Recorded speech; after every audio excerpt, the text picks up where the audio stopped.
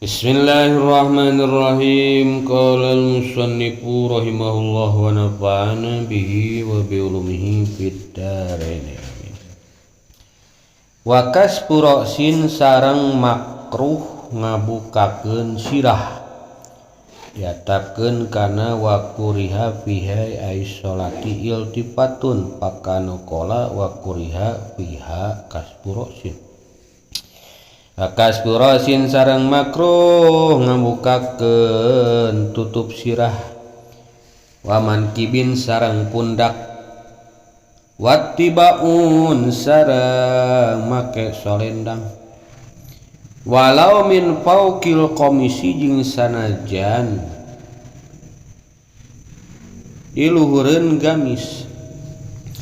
Qala tos ngadawsa Al-Ghazali Imam Al-Ghazali fil Ihya'i na kitab Ihya. La yaruduh teu ngabalikeun si musolli ulah ngabalikeun musolli ridahu kana solendangna musolli idza saqata di mana-mana murag itu rida. Ay illa li udrin tegasna kecuali aya pauduran. Wa misluhu sareng eta umpamana itu la yaruddu al amamatu ari sorban wanahuha sareng umpamana itu amamah. Wa kuriha sareng dimakruhkeun naon salatun salat bimudafaati hadasin kalawan ngempet hadas atanapi nahan hadas. Kabaulin seperti kiih wa goitin sareng ngising warihin sareng hitut. Lil khobaril ati kulantaran aya hadis anu bakal datang. Wali annaha sareng karena saestuna itu mudafaah eta tuhilu bakal nyecadkeun itu mudafaah bil husyui kana husyuk. Bal qala malahan ngadawuh sajamun golongan ulama in dhahaba lamun matak leungit bihi ku sabab itu mudafaah biha ku sabab mudafaah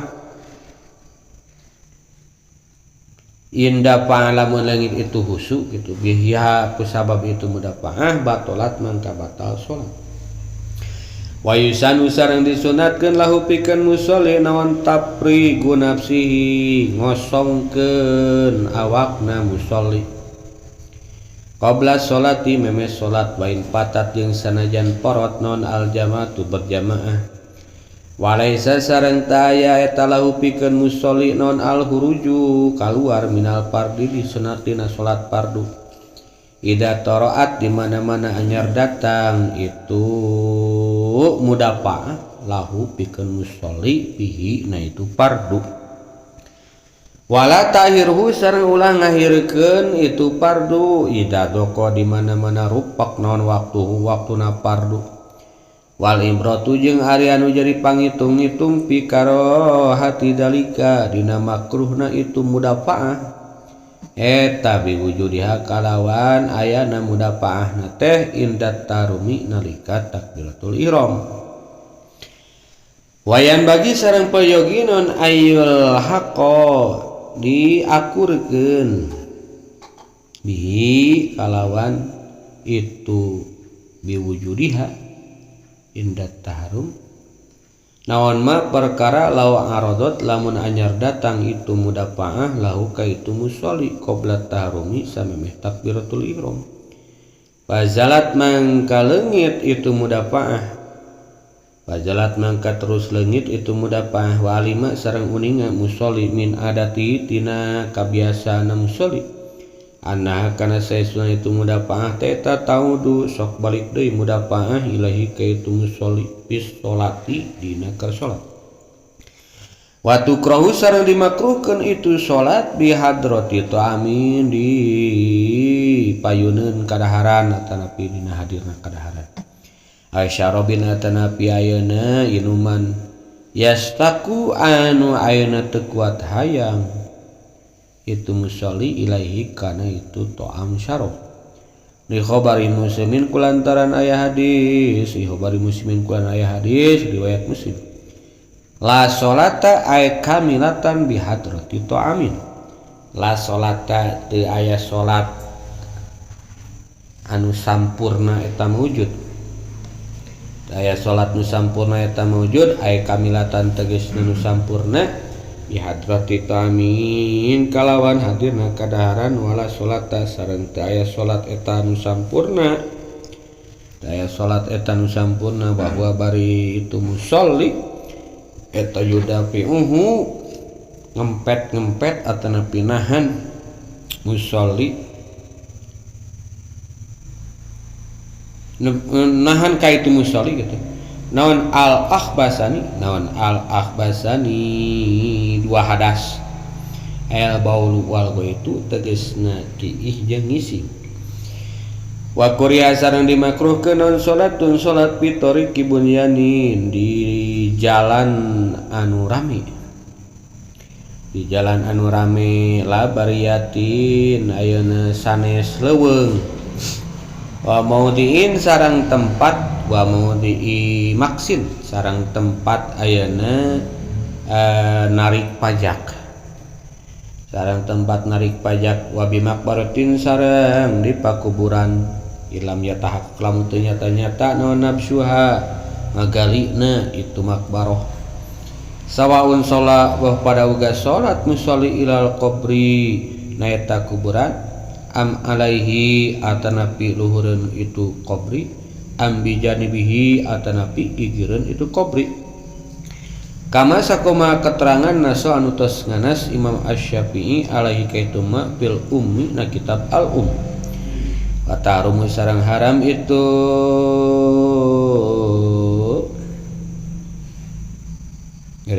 wa tahrumu sareng haram non aswatu salat li qabri nabiyyin dina pakuburan nabi awanah wa walin atanapi umpamana wali tabarukan karena Allah ngalap berkah au idoman atanapi ngagungkeun wa bahasa sarantos ngabahasa Zainul Iraqi Syekh Zainul Iraqi adama karohati salati kana henteu makruhna salat di masjidin di masjid toroan anyar datang naon dabdun nasi nguburna manusia hawalahu di ayeuna sakodelingna itu masjid wa fi ardin magsubin sareng dina bumi atanapi taneuh anu nangagasap watasi sareng salat bila sawabin kalawan taya ganjaran bila sawabin kalawan teu sobin watasi sareng salat bila sobin kalawan teu nganggo ayeuna raksukan kama pi sawabin maksubin sakuma dina masalah ayeuna salat make baju anu nangagasap wa kada sarenya kitu deui watasihu insya kalamun mang musolli pirido malikihi dina ridho jalma na jalma nu ngamilikna itu ayeuna kitu maksub ardin maksub la indonahu henteu makruh lamun nyangka si musolli kana itu ridho nyangka musolli kana itu ridho bika qarinatin kalawan tanda-tanda qarina tanda piciri kalawan tanda-tanda wapil jaili sareng eta tetep dina kitab al jaili laudoko lamun rupok naon al waktu-waktu bahwa bari ari musolli teh eta bi ardin maksubatin keur aya di bumi anu nangagasap ahroma mangka takbiratul ihram bae itu si musolli masyian bari lempang waro jauh sareng tos ngunggulkeun kana itu kaul ahroma masyian sa al-Ghazi Imam al-Ghazi Kala ngadawu saeuna gurang sadayana Ibnu Hajar waladhi yutahajahu jeung ari kaul anu ditetegenan itu ayeuna allazi eta annahu saesuna kalakuan eta la yajuju teu meunang lahu ka itu musolli naon salatu sidatul khaufi salat sidatul khauf wa annahu sareng saesuna kalakuan eta yajamu wajib ka musolli naon at-tarku ninggalkeun salat hatta yahruja sehingga keluar musolli min hati itu ardun magsubah kama sakuma perkara lahu anu wenang kaitu musolli naon tarkuha ninggalkeun salat ditahlisi malihi pikeun nyalametkeun harta na musolli lau uhida lamun dicokot itu mal minhu ti itu musolli bal aula balikta ari eta leuwih utama. Bismillahirrahmanirrahim. Salajengna wakas kuroshin waman kibin masih keneh nyaritakeun pamakruhan salat. Tambah deui cek musannif makruhna salat teh kaspurosin mukakeun sirah. Dina hati sirah teu make tutup-tutup, urang teu make kopiah. Teu alus makruh. Alusna mah make kopiah we. Teu make ayeuna tutup-tutup, ayeuna tak-taknya galina orat. Sunatna tutupan we. Ketika ayeuna kabuka tak-tak makruh, teu ari ayeuna mah haram mah batal. Beda deui lamun istihza ngahinakeun eta mah beda deui bisa jadi haram. Nah, ayeuna mah makruh sabab li anna sunnata at-tajammul fi sholati. Jadi salatna diusahakeun kudu tajamul, kudu gigindingan. Kudu pantes katempona teh endah, rapi. Mun sirah make kopiah gitu. Samping pang alusna, baju pang alusna gitu. Bae teu teh ge asa rapih tajamul sunnatna. Ketika tidak tajamul keunana kana makruh. Bitaqtiyati ra'si nutupan ayeuna sirah ku kopiah wa badani badan ku baju gitu. Sunatna kitu ketika ayeuna teu tajamul berarti makruh. Tambah deui pamakruhana teh wattibaun baca ropa cenah. Wa kuriha ittibaun. Naon ittiba teh? Ittiba teh ayyaj'ala wastoridai tahtaman kibih al-ayman. Nu salat ngajadikeun tengah solendangna teh handapeun punduk anu katuhu. Tengah solendang jadikeun punduk katuhu di dieu. Wa torfaihi ala atikil aisar tungtung solendang kana walikat kenca. Juga itu meureun solendang non hidup budak teh. Andunya? Tadi. Akadinya? Tapi ieu mah aya nu kadieu gini. Arab gitu. Ya India. Tengahna di dieu etana talina di tukang. Cicik paham we. Ayat ala wastoridai ta taman kibi ngajadikeun tengah solendang handapeun tengah handapeun tak-tak. Berarti dia berartinya tak saya tengahna di dia. Berarti di tukang berartinya. Tungtungna ayeuna dina walikat anu kenca. Oh, di dieu. Adieu kaluhurnya dong. Lain ka tukang ka dieu lain ka tukang meureun kieu. Tukang tapi anu tengah nanti dia. Teu kaluhur meureun. Ieu ka dieu kaluhur. Teu meureun. Walikat kenca mah tukang meureun. Kenca. Jigana teu tepia ieu meureun tah. Jiga itulah cikeun naon jiga India gitu. Sok aya nu nempo gitu. Heeh. Hanapun tak hanapun tahtaman kibihi aya meureun. Tungtung salendang hanapeun tak-tak katuhu hanapeun berarti di dieu. Tadi dia meureun. Tengahna di dieu meureun batok ka tukang talian di tukang kitu meureun. Eta kan dihitung ridalkeun eta. Eta makruh. Nah, bat makruh sabab cenah wae mah korela ada ahli syatoroh. Kebiasaan adab-adaban urang syatoroh teuing. Syatoroh teh mana atuh. Jadi kebiasaan suatu adat cek urang mah lain Islam gitu cek urang. Sedangkan kan sok aya keterangan mantas syabah bi kaumin teh. Tak makruh cenah. Sedangkan anu disuprina salat mah husu jender kata cenah ayeuna. Ingat kana kebiasaan batur meureun urang. Walau min pokol komis sok sanajan makena teh luhureun gamis itibana teh orang make gamis da ieu mah cenah urang make gamis heula cenah terus ye make eta tetep we cenah makruh cenah.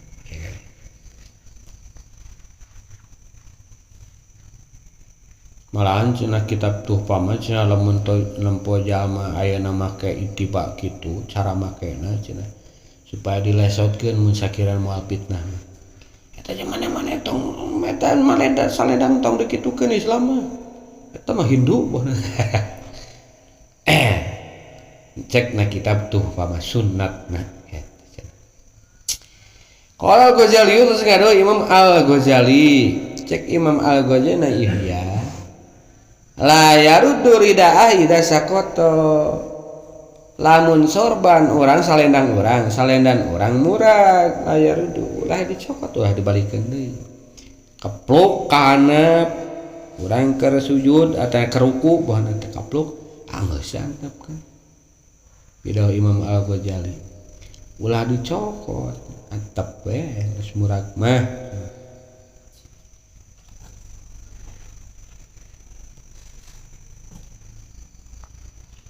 nah bet ayana kitu sabab cenah palawaradahu kuriha ketika kurang dibalikeun jadi makruh sabab nganapikeun kana husu kana moal husu cenah tong kana fokus kana salendang we sedengkeun pan keur salat keur munajat sareng Gusti cek Gusti Allah apakah salendangmu lebih agung tibatan aing ana cenah pirana ge atribut nu karitu mah antep we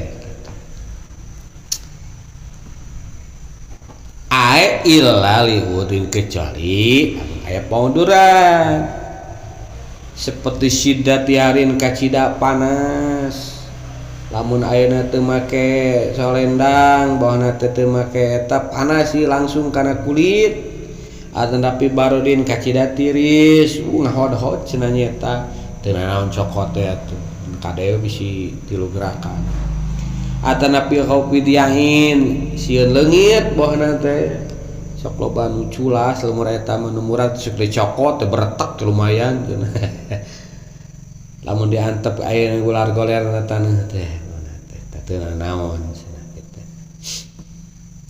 berarti nya teu naon lah mun aya elat aya paudoran mah tapi ketika paudoran mah murag geus antepkeun makruh cenah cokotna cek Imam Ghazali termasuk oge amam mah kitu sorban sami kitu wanawiha sabangsana termasuk naon kopiah kitu wanawiha aya nahul amamah katoelasan watokiyah kopiah toelasan mah sarua jika eta jika sorban sok dipalake ku urang ditu jika udang itu karena salat murag sakirana matak nganapikeun kana husu makruh dicokot dibalikeun deui sakirana aya elat bahwana teh tiris nah geus dicukur botak keur daerah copotan wae Trasdi wa kuriha sholatun bimudapati hadasin makruh sholat bari ayeuna nahan hadas teu kuat sholat bari nahan hayang ngising sholat bari nahan ayeuna hayang kiih makruh maksudna budapah teh naon ae golabat jadi ngalindih hadas teh ka urang teu kuat hayang ngising teu kuat hayang kiih maksudna budapah dia teh lain nahan teh tak alusna ya isikeun heula meme salat teh udah teu kuat hayang ngising paksakeun salat heueuh atuh ka salat teh boborah ka husu nu kabayang teh Allahu Akbar pancuran kosong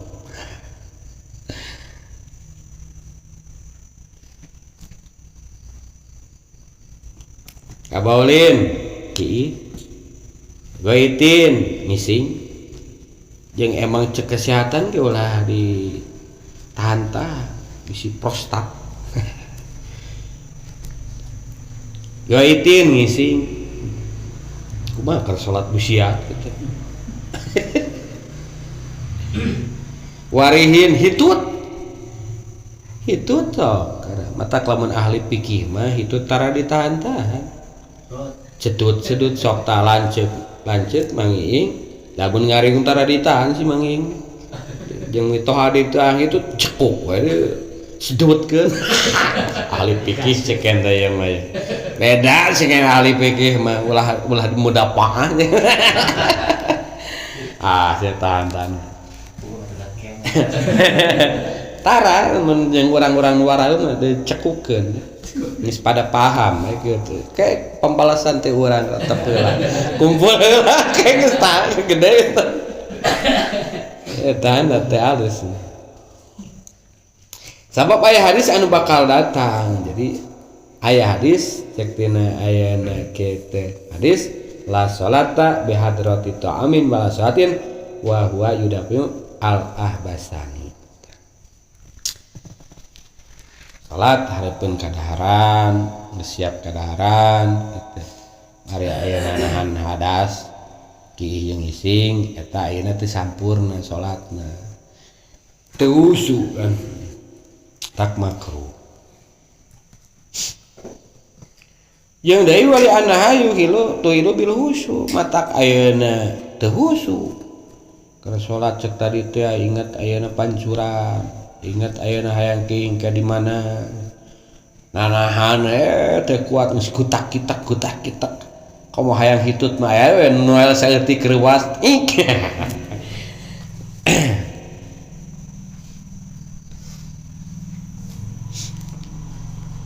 Matak ayeuna teu husu, ngurangan kana husu cenah. Malahan cek ayeuna golongan ulama mah lamun sakirana husu matak leungit ku sabab urang nahan ayeuna kitu hadas batal cenah salatna. Cek sata jamun dirinya teh Syekh Qodi Husain.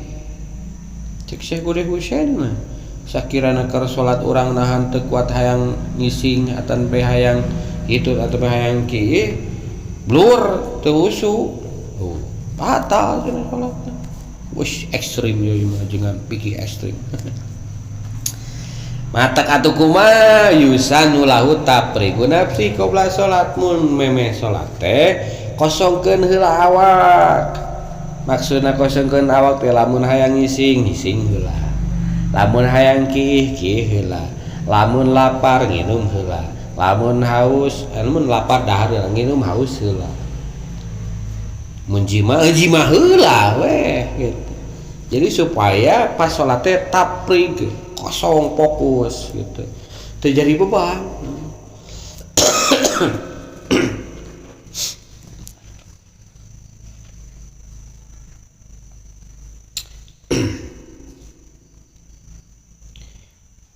Eta oge tafriqu nafsi teh lamun waktuna masih keneh jembar.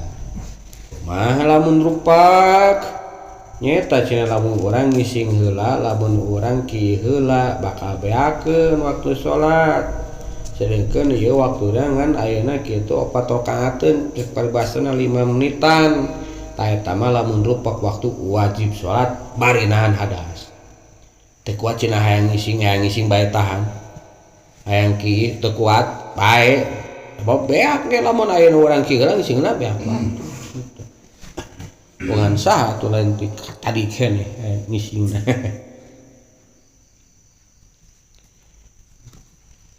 Tak lamun aya nu jembar keneh mah sunat kitu teh. Ising heula, ti heula, tarati we kitu. Dar heula mun apa mah.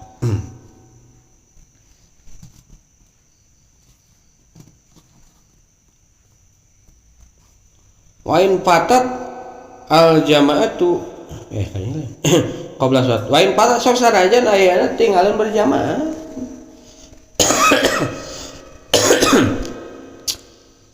Adan berjamaah tapi urang teu kuat ye hayang ngising heula bae teu berjamaah daripada berjamaah aya ngit wese.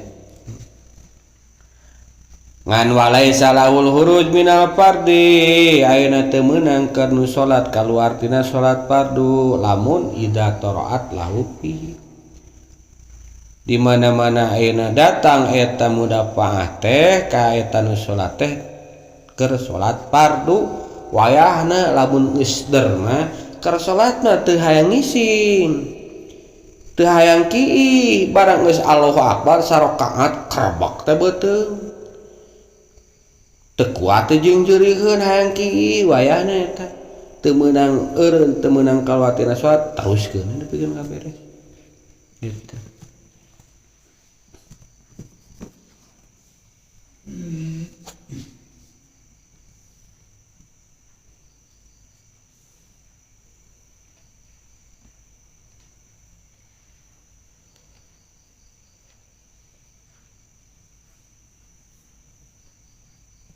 Wala takhiru yang di ngahirkeun ayeuna kitu salat fardu.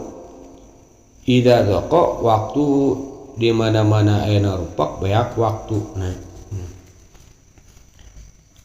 Urang ayeuna salat, keur salat datang ayeuna kitu mudapah teu kuat hayang ayeuna kitu ngising teruskeun. Wala tahiru sarua sami deui ngahirkeun ge kitu. Lamun sakirana ayeuna kitu beak waktu kitu teu meunang mun sakirana masih jembar anggar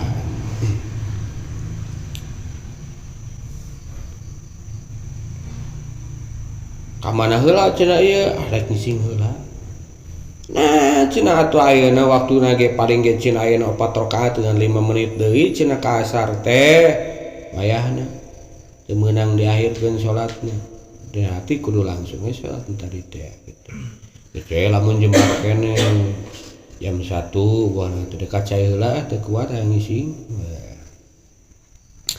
Atuh jadi patokanna wal ibrah fi qiraati dali nu jadi ayeuna tolak ukur pangitung-itung dina makruh na masalah ayeuna salat bari nahan hadas teh nyaeta cenah biwujudiha indat taharrum ayana mudapah teh ketika takbiratul ihram eta jadi tolak ukurna eta ayeuna kitu pas keur takbiratul ihram ayeuna kitu nahan hayang ngising hayang kiih teu gitu tolak ukurna di dinya gitu da ari geus cek tadi geus takbiratul ihram wayana paksakeun.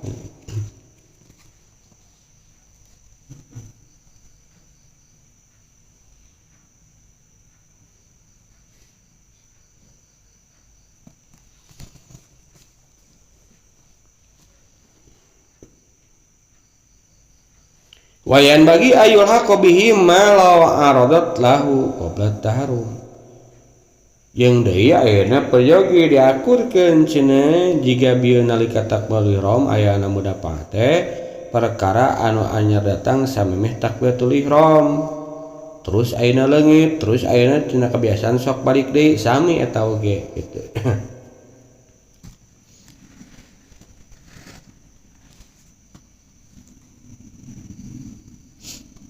Jadi dihitung makruh teh lamun ayeuna kitu urang takbiratul ihram bakal ayeuna hayang ngising nahan kieu eta ngitungna teh dihitung makruhna ari kitu mah jiga nu tadi teh kitu geus salat datang we hayang kieu teu dihitung makruh eta mah da ayeuna lain tina rencana pan.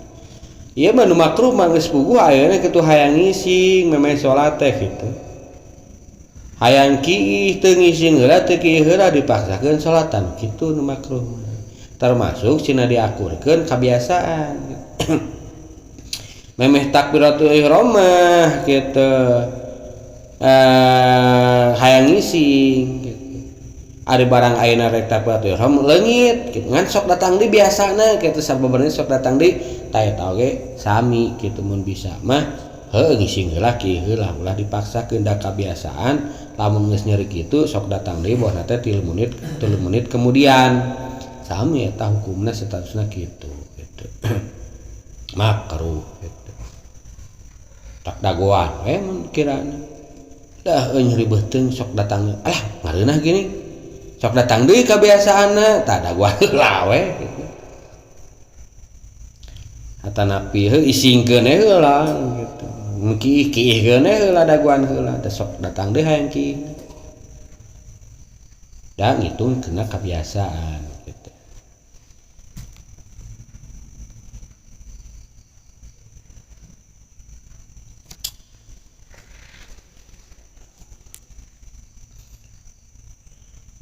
Watu krau bihadrati ta'amin makruh salat hareupeun kadaharan aya inuman anu urang hayang geus rindu teu kuat hayang dahar hayang minum eta makruh. Eta lamun tina buka puasa alus mana tah buru-buru ayeuna salat buru-buru buka puasa alus buru-buru buka puasa cek pikir mah gitu. Urang sebagai DKM alus mana ya langsung ayeuna adan salat ke deui ayeuna buka atana mending buka heula sakeur anggar alus ke deui buka kumaha tuh atulah bodohnya mawa we cai mah keur ngabatalan mah ka masjid jeung hiji korma mah ari kaparengan ayeuna urang sok biasa adan dirinya nama ayeuna DKM mah gitu ulah ngantep tetap alus keneh ayeuna kitu dibatalan. Tapi ketika orang ayeuna kitu salat nahan hayang dahar hayang minum pas keur salat aya kadaharan aya minum cek tadi teh ya ngaganggu kana kausuan. Tak deka Gusti Allah mah cek tadi kan kudu taprigu nafsihi. Taprigu nafsihi teh bisa diartikeun ayeuna ngosongkeun awak diri teh sifatna lahiriah. Hayang dahar-dahar heula, hayang nginum-nginum heula, hayang ngising-ngising heula gitu. Atanapi batiniah hate eta dikosongkeun tina ayeuna salian ti Gusti Allah. Ti dunya nafsu makhluk setan.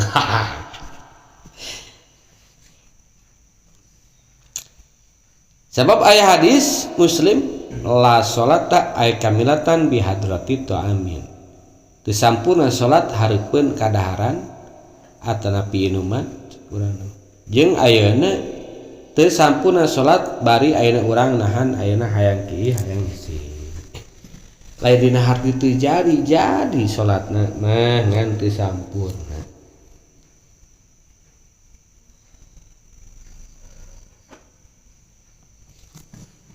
Mata tina sape hadis kan ida dhaharul isya wal asya fabda'u bil asya ketika ayeuna hadir bertepatan bareng antara salat isya jeung ayeuna makan malam asya makan malam teh fabda'u bil asya dahulukan makan malam. Rang ayeuna teu kuat ngadaguan pamajikan masak ong we adan pamajikan geus asak siapkeun cenah gara tuang Allahu Akbar kemana?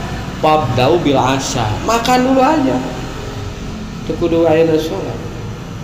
Jadi sebisa mungkin reka Gusti Allah mah kudu gangguan anu matak teu husu nalika salat tah dihalingkeun gitu. Cek paribasana mah meureun bahasa kerenna mah naon atuh lebih baik terlambat tapi pas berhadapan jeung Gusti Allah teh husuk daripada awal pangheulana tapi ayeuna pas hareupeun dudungan hareupeun Gusti Allah luak deui.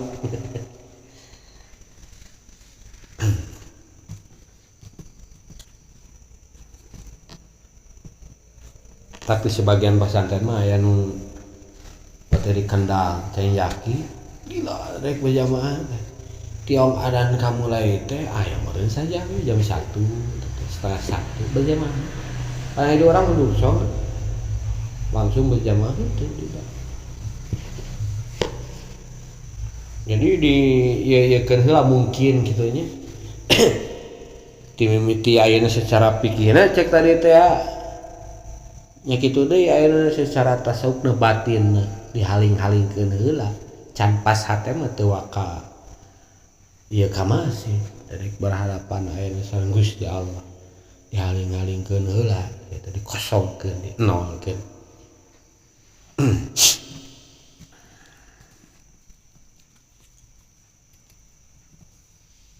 Seueur pasareun karetu.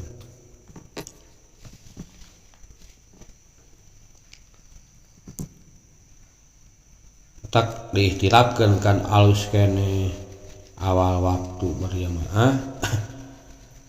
Nah, awal waktu berjamaah jeung kumaha teh? Awal waktu lain. Hah? Itu awal waktu tapi lain. Lain.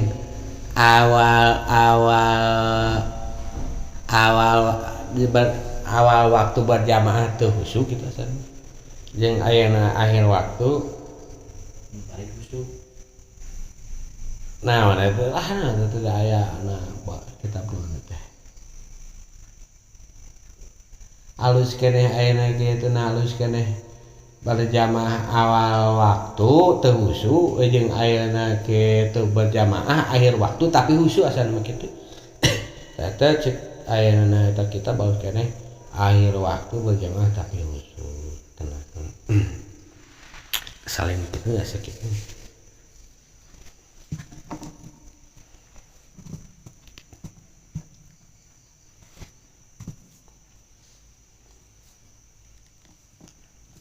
Jadi meskipun kedua nage boga dalil-dalil keutamaan masing-masing. Anu awal waktu emang aya dalilna kuat di Kanjeng.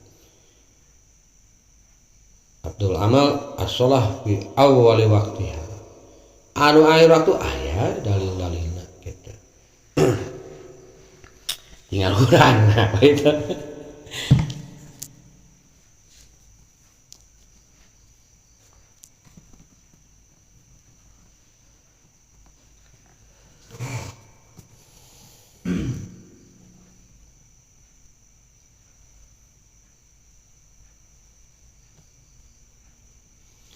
Terasdi wa kuriya sholatun pitori kibunyanin makruh sholat pitori kibunyanin tori kibunyanin teh ail umron jalan rame maksudna ayeuna bunyan teh lain bangunan tapi aya al imron jalan rame jalan anu sok loba dilalui ku ayeuna jelema-jelema maksudna teh torikil bunyan torikil imron makruh teh sah salatna mah dengan makruh halangan batur mah ya.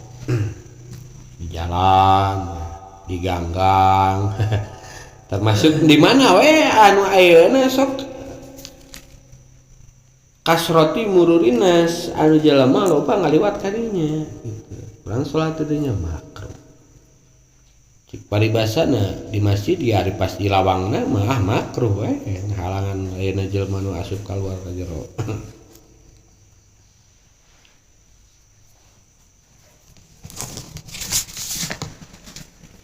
Wa maudhi maksin labariatin sanes ayeuna leuweung hutan.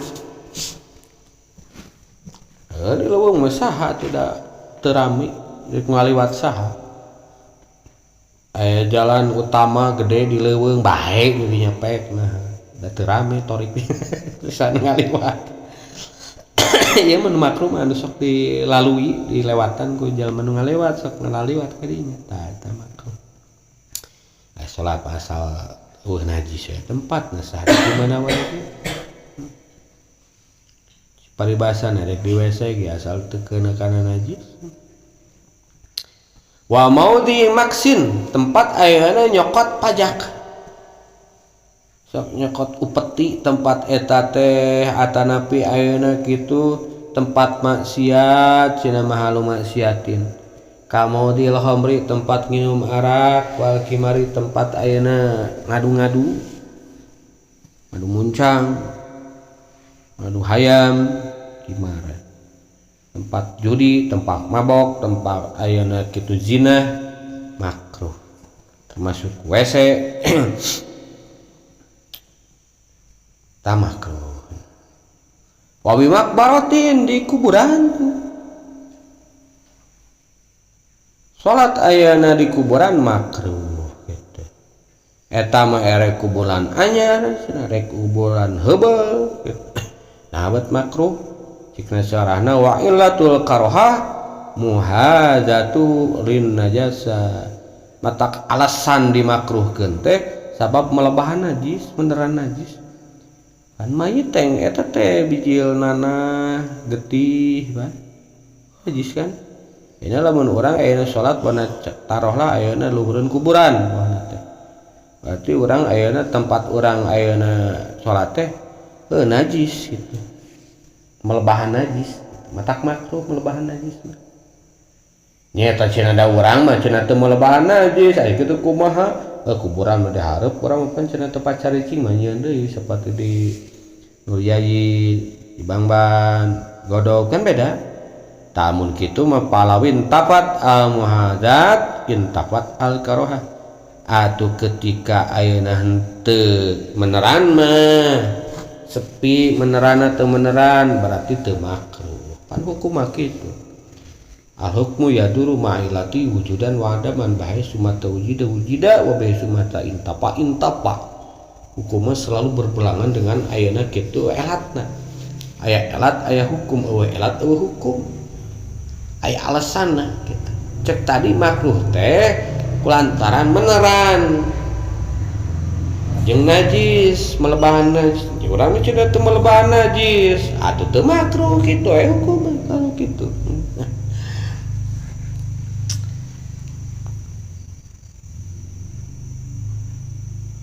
tapi lamun aya di kuburan para anbiya syuhada mah cenah teu makruh gitu sebab teu derekan maot gitu yang dia moal ayanana mal aya najis di kuburan para anbiya syuhada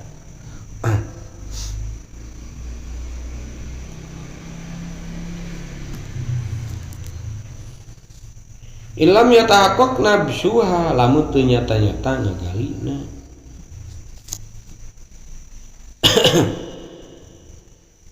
bikin suci na kuburan teh gitu pas digali teh ayeuna kitu katempo lah bohna teh bersih gitu aya lamun teh ayeuna teu nyata urang teu nyaksian kan gitu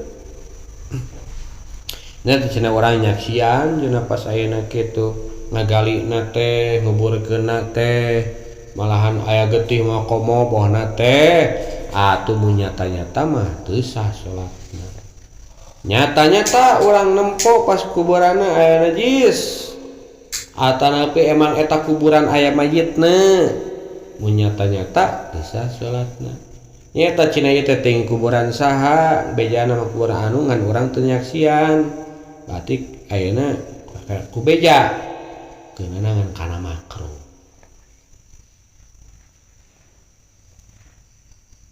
tapi eta oge cek sarana mah aya deui illam yakrus alaiha tahiru lamun ayeuna eta oge dari amparan kuno suci seperti sajadah umat lamun urang salat nuhurun kuburan di makbaro tapi make amparan di sajadahan waila sohat ma'al karoha sah ngan makruh gitu.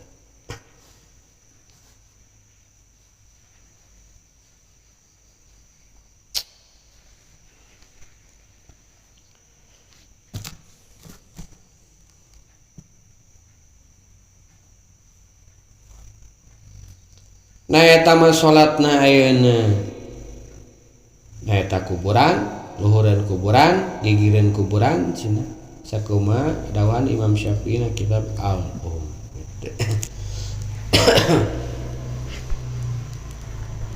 dengan kena kana makan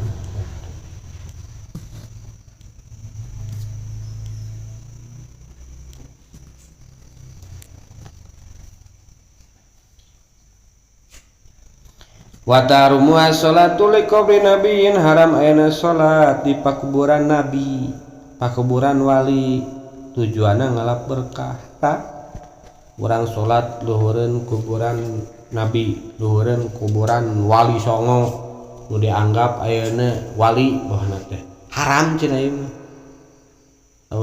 ayeuna tabaruk ngalap berkah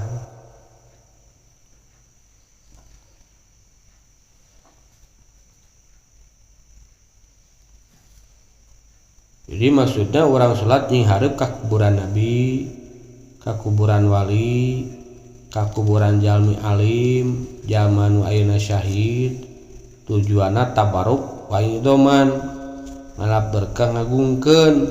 Eta cenah nu matak haramna teh justru eta tabaruk jeung idom. Nyata cenah urang mah teu niat ayeuna tabaruk idom. Ai innama biqasdi tabaruk wal idom lidalikal qabri. Palau lam yaksid dalik bahwa faqopi surati anda mamaqabra nabin kama yusallahu faqobra. Adapun lamun urang salat mah emang ayeuna pas melebahan we kuburan nabi aya di payuneun, kuburan wali aya di payuneun. Seperti urang salat ayeuna kuburan ayeuna kitu tuh pangkeureun kuburan nabi sallallahu alaihi wasallam bahna teh. Pala hurmata wala karahata teu haram teu makruh.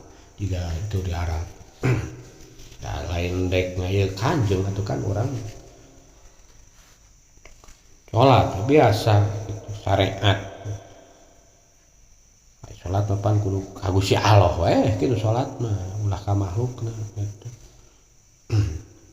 Tak cek tadi bahasana ketika euna orang sholat tujuan tabarruk ngalap berkah teh eta nu maot baik nabi baik wali eta haram. Salat lain karena lu kan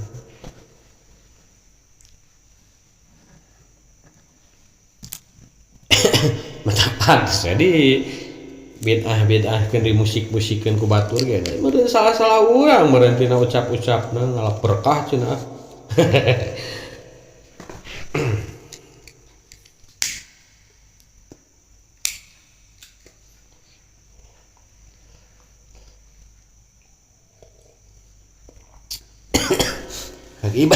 ibadah mah ibadah we ulah di awal keneh sejak ngalap berkah ku ibadahan urang eta ibadah mah ka Allah ngan kaparengan urang ayeuna keur aya di tempat eta gitu.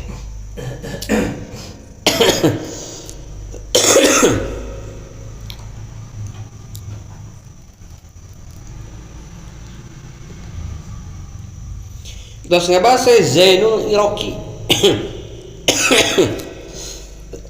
Cek saya Zainul Iraqi teu makruh salat di masjid anu anyar datang nguburna manusia gigireun eta masjid. Urang salat di masjid pas aya masjid eta teh aya nu maot dikuburkeun di gigireunna masjid. Kumaha tah eta apakah urang dikatakan ayeuna salat ayeuna luhureun ayeuna kitu mayit jika kuburan tadi teh henteu. Nah dah heula masjid tibatan ayeuna kitu kuburan. Artana api ayeuna taneuh nangagasab. Taneuh teh nangagasab pake masjid artana api aya taneuh ngasab urang salat di dinya gitu. Tak cek seh ayeuna kitu Zainul Iraqi mah teu makruh.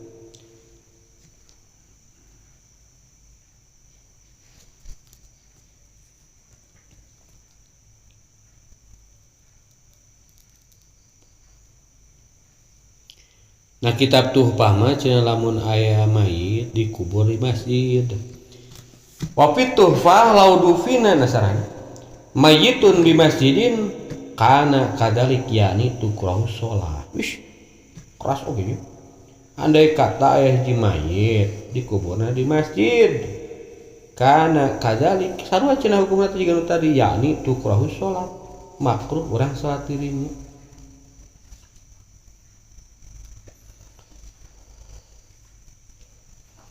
Wanaqala ma yukhalifu fil imdad tapi ayat tukilan anu bertentangan kitab imdad cenah di Syekh Zainul Iraqi wa qarrahu qala misieun ketetapan hukum anjeunna ngadawuh kieu cenah wa ka'annahu uktufira muhadatun najasah hinaidin isaqi hormatil masjid cek bahasa urang nama bae cenah moal teu makruh nah sabab ayeuna kitu sabki hormatil masjid kahormatan masjid kamuliaan masjid leuwih ti heula cek urang menjadi kaelehkeun tah ku mulyana masjid sebagai baitullah tempat rahmatna Allah.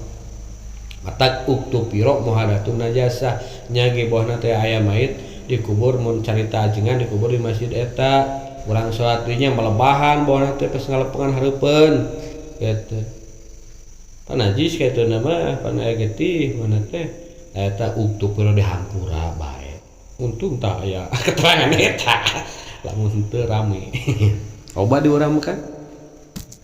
Dimangan itu eta ge nya mama banyarnya di masjid.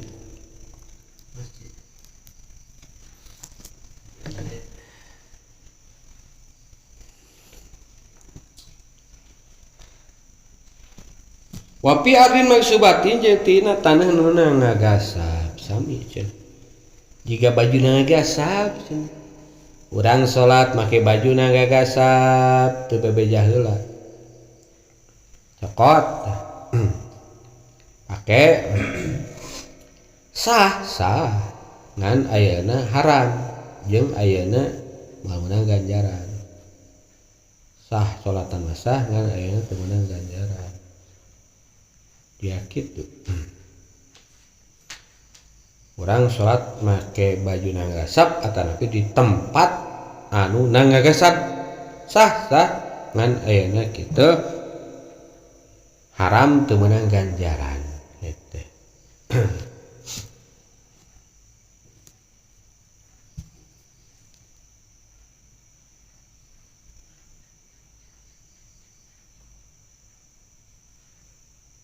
Tapi lamun cek nurutkeun ieu mah Syekh Zainuddin Iraqi mah justru teu makruh.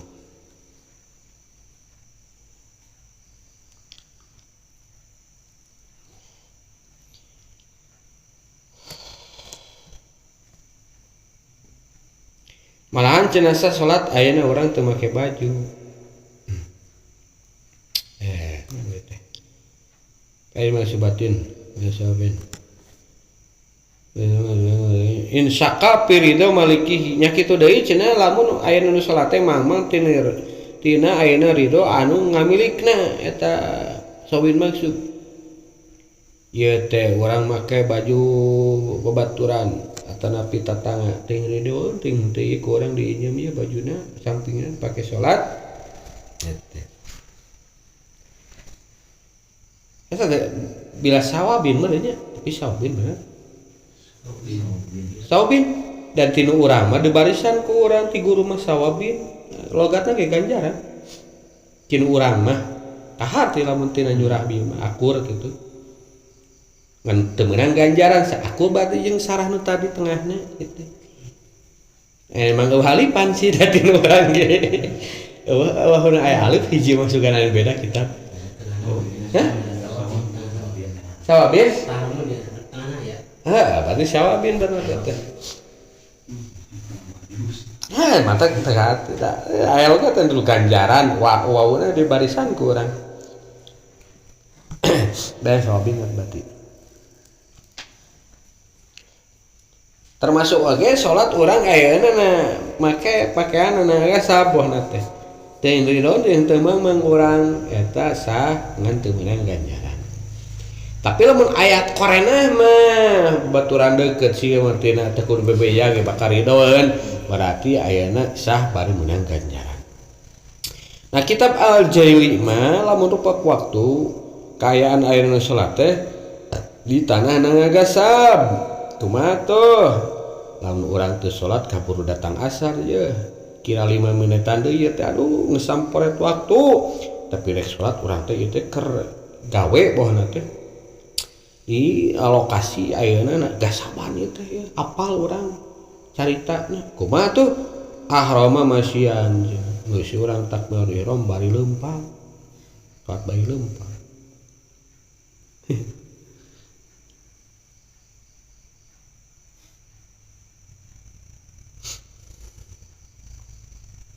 seperti zaman nu kabur tina ayeuna kitu kaduruk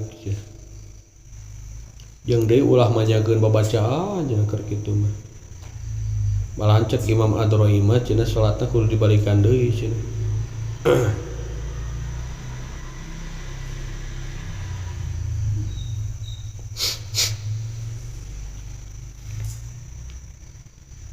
Ngunggulkeun kita kaul Imam Al-Ghazi. Terus aya ada guru kami anu kaul anu bisa jeung tetegenan mah cenah teu meunang salat sidatul haub gitu. posisina orang di tanah Nangagasap aceuna geus salat Sidatullah jiga tadi pan ayeuna bari lempang aulah kumaha tuh annahu yalzamu at-tarku geus ulah waka salat mun posisina keur aya di ardin maksud mah hatta yahruja mihla geus kaluar urang kaluar heula geus kaluar di tanah ayeuna Nangagasap kakara salat gitu. Seperti orang ayeuna teu salat lantaran nyalametkeun harta lamun aya nu nyokot bohna teh sami kitu. Urang ayeuna kitu kapalingan aya rampok ka urang.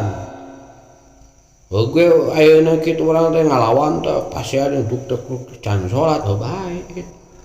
Teu nanaon kitu. Kayak geus beres beureun salat mun kaburu henteu atuh kodoan we kitu. Malahan bal aula eta leuwih utama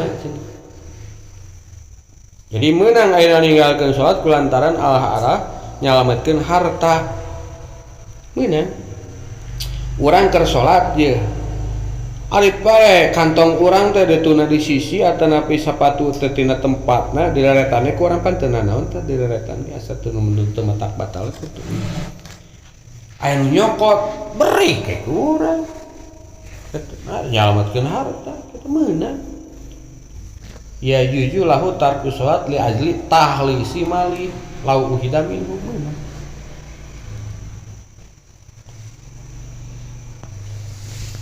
kewe geus beres teruskeun di salat aya deui nyebutkeun kan eta jiga anu tadi teh bari lempang teh jadi ulah dipegatkeun kitu salatna kitu kaberes keteruskeun bal awal malahan cina ninggalkeun ayeuna kitu urang teu salat tina tanah Nangagasap eta leuwih utama tinimbang ninggalkeun urang salat nyalametkeun harta.